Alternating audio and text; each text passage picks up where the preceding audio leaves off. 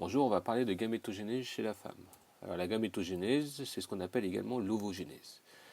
Alors l'ovogénèse est un processus qui est beaucoup plus long que la spermatogénèse parce qu'elle débute dès la vie intra-utérine et va se poursuivre tout au long de la vie avec des pauses qui peuvent être plus ou moins longues. Et elle s'achève à la ménopause. L'ovogénèse consiste en la formation d'ovocytes qui sont prêts à être fécondés. Tous les mois, il y a un ovocyte qui va être expulsé par l'ovaire. Il s'agit de l'ovulation. C'est un processus qui évolue entouré de cellules qu'on appelle des cellules folliculaires, qui constituent ce qu'on appelle le follicule. Alors, on ne peut pas dissocier du coup l'ovogénèse de ce qu'on appelle la folliculogénèse. Alors, où ça se passe? Ça se passe au niveau du cortex de l'ovaire, c'est-à-dire que dans la partie la plus externe de l'ovaire. Tout commence par les ovogonies, qui sont des cellules souches, qui vont se multiplier par des mitoses. Donc avant la naissance, pendant la vie embryonnaire, eh bien, il y a une multiplication de ces ovogonies pour former ce qu'on appelle le pool, c'est-à-dire un lot de follicules dits primordiaux. Ces follicules primordiaux, ce sont des cellules folliculaires qui entourent l'ovocyte, qui est un ovocyte de premier ordre. Cet ovocyte de premier ordre va commencer la méiose et va très vite s'arrêter dès la prophase 1 de la méiose, donc 1. On a dans ces cas-là une multiplication de cellules folliculaires et avant la naissance, on va avoir des follicules primordiaux qui vont contenir des ovocytes qui sont bloqués en prophase 1. Et donc tout s'arrête. On va considérer qu'avant la naissance, au 7e mois, vous avez environ 7 millions de follicules primordiaux.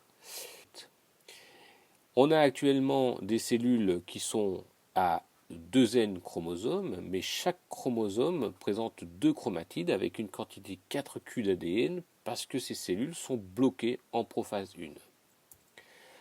Alors, pendant toute l'enfance, eh bien, les follicules primordiaux vont dégénérer.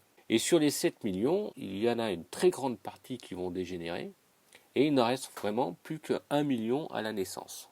Alors, les follicules vont continuer à dégénérer pendant l'enfance et jusqu'à l'adolescence, jusqu'à la puberté. Et à la puberté, finalement, il n'en reste plus que 400 000. Et il ne faut pas oublier que ces 400 000 follicules qu'on va appeler du coup follicules primaires, eh bien, contiennent toujours un ovocyte de premier ordre qui est bloqué en prophase 1. Alors dans ces cas-là, ce qui va se passer, tous les mois, sur les 400 000 follicules, eh bien, tous les mois, il y a environ 1000 follicules primaires qui vont rentrer dans un processus de multiplication. Les cellules folliculaires vont se multiplier, le follicule va grossir, mais quant à l'ovocyte, lui, il va rester encore bloqué en prophase 1. Et puis, les follicules vont continuer à dégénérer. Sur les 1000 qui sont rentrés dans un processus de croissance, eh bien, il n'y a plus que 10 qui vont atteindre un stade dit cavitaire, donc parce qu'ils présentent une cavité. Et ces 10 qui vont arriver à un stade cavitaire vont contenir un ovocyte qui est toujours bloqué en prophase 1. Cette méiose va reprendre et dans le follicule ovarique mûr, on va finir la première phase de la méiose et donc obtenir ce qu'on appelle un ovocyte de deuxième ordre et un premier globule polaire. Et en fait, parmi les 10 follicules qui continuent à grossir, donc qui contiennent maintenant un ovocyte de deuxième ordre, eh bien, seul un va atteindre le stade de follicule de De Graaf. Et ce follicule de De Graaf mûr va contenir l'ovocyte de deuxième ordre. Mais cet ovocyte, en fait, va se bloquer de nouveau, mais cette fois-ci en métaphase 2. Donc c'est le deuxième arrêt de la méiose. Cet ovocyte 2, c'est une cellule qui présente N chromosomes, mais cette fois-ci, on a divisé par 2 le nombre de chromosomes, parce que les chromosomes homologues se sont séparés, mais chaque chromosome contient encore 2 chromatides, donc on a une quantité de Q d'ADN. Alors on arrive à un stade au 14e jour et le follicule de De Graaf mûr va donc expulser l'ovocyte de deuxième ordre, toujours bloqué en métaphase 2. C'est ce qu'on appelle l'ovulation.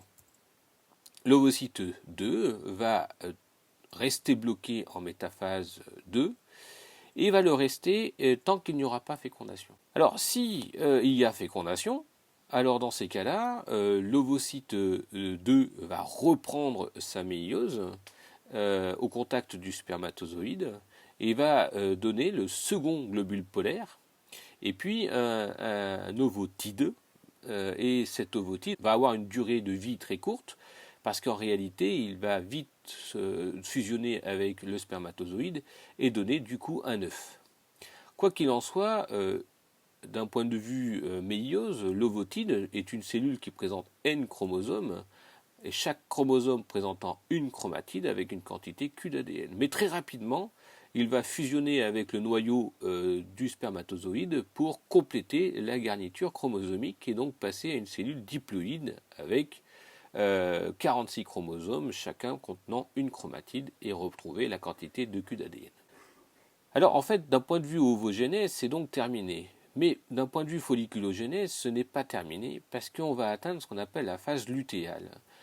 Le follicule de De Graaf ayant émis l'ovocyte 2, eh bien, va devenir ce qu'on appelle un corps jaune, et ce corps jaune va perdurer pendant la deuxième partie du cycle chez la femme et finir par disparaître s'il n'y a pas eu fécondation. S'il y a eu fécondation, il sera maintenu pendant un certain temps. Alors finalement, à la puberté, nous avons donc 400 000 follicules primordiaux qui contiennent tous des ovocytes bloqués en prophase 1. Ils vont poursuivre leur croissance, donc tous les mois il y aura 1000 follicules primaires qui vont entrer dans un processus de croissance, donc pendant 3 mois. Et pendant 3 mois, il y aura une forte dégénérescence, et si bien que, arrivé à peu près au premier jour du cycle, et bien 3 mois après, eh bien on n'aura plus qu'un follicule qui va grossir, qui va devenir le follicule de De Graaf, qui va émettre son ovocyte au 14e jour. C'est l'ovulation. Ensuite, il y a ce qu'on appelle la phase lutéale. Donc, soyons bien clairs, la phase folliculaire, c'est entre le premier jour des règles et le 14e jour. Donc, il concerne un follicule cavitaire qui va terminer sa maturation en follicule de De Graaf. Et une phase lutéale, c'est entre le 14e jour et le 28e jour du cycle chez la femme. D'un point de vue de l'ovogénèse, eh bien, je rappelle, les 400 000 follicules primordiaux eh bien, sont bloqués en prophase 1. Ils vont reprendre au moment donc de chaque mois et rester, donc les ovocytes 2 vont se reprendre leur méiose pour rester bloqués de nouveau en métaphase 2 et émettre le premier globule polaire. Et deux cas de figure vont se présenter, soit il n'y a pas fécondation et cet ovocyte 2 va rester bloqué en l'état et sera éliminé, soit il y a fécondation et dans ces cas-là, eh bien la méiose se terminera et on obtiendra un ovotide ou ovule et un second globule polaire. Voilà, bon courage.